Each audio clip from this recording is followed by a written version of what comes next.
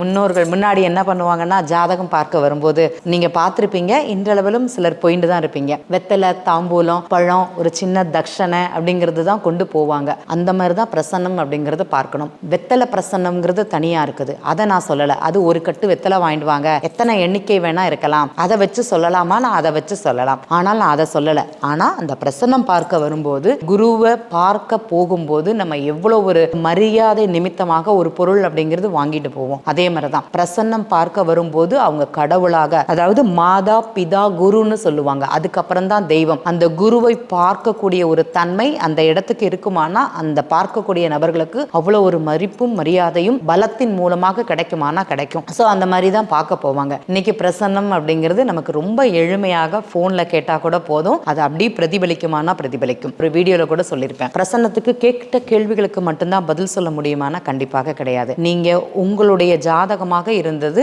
நீங்க தான் அந்த ஜாதகர் அப்படின்னா, உங்களுடைய வருமானம், உங்களுடைய பேச்சு, நீங்க நடந்துக்கக்கூடிய தன்மைகள், உங்களுடைய நண்பர்கள், உங்களுடைய சந்தர்ப்ப சூழ்நிலை, உங்களுடைய தொழில், உங்களுடைய லாபம், உங்களுடைய தூக்கம், உங்களுடைய செலவு எல்லாமே பிரசன்னத்திலேருந்து அப்படிங்கிறது சொல்லலாம். ஒரு ஜாதகம் நம்ம போட்டு எவ்வளவுத்துக்கு பலன் சொல்றோமோ அதை விட 200% பலம். ஜாதகம் இல்லாம ஆன் டைம் பிரசன்னம் பார்க்கலாமானா பிரசன்னம் அப்படிங்கிறது பார்க்கலாம். சரிங்க, எப்பதான் பிரசன்னம் பார்க்கறது, பிரசன்னம் பார்க்கக்கூடிய முறைகள் ஏதாட்டி இருக்குதா அப்படின்னா